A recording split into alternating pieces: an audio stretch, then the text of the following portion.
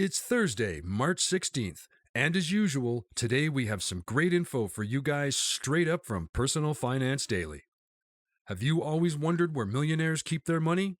Vanguard did a study on affluent investors that may have some shocking news for you. How many economists believe that a recession is inevitable? This percentage of economists thinks that the US will have a hard landing. Also, welcome to tax season, where doing your taxes is a cruel and unusual punishment. And of course, for today's bonus, I'm going to link to what I think is the best podcast of 2023 so far. It's truly enlightening stuff.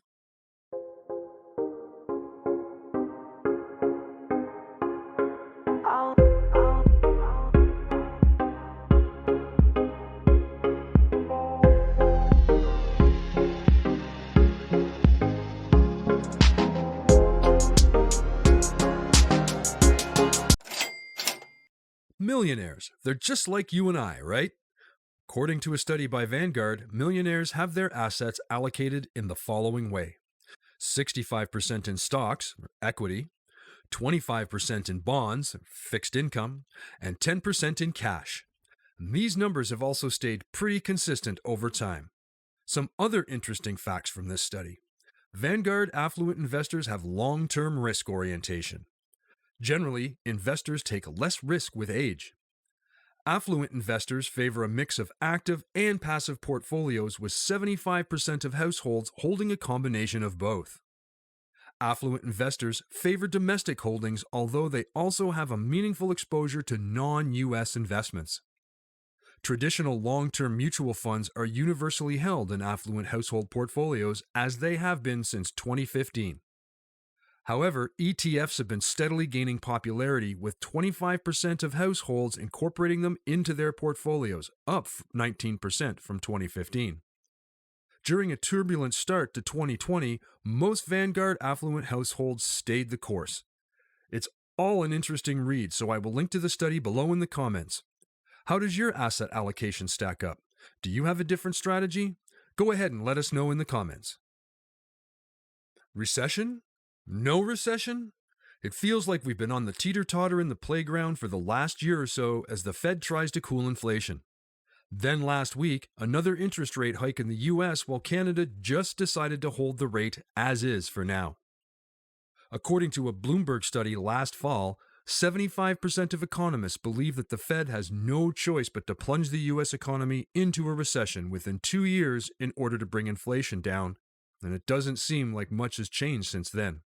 The demand for labor is still robust, even though the employment rate is down a little from January, where there was a 3.6% unemployment rate, compared to February, where it was 3.4%. Yahoo Finance covers that story in detail right here. In the Globe and Mail last week, opinion columnist Vicky Mokama explored the torturous process of filing one's taxes. I was surprised to learn that there were an estimated 1.29 million Canadians, or 4.2% of potential tax filers, who were non-filers in 2019.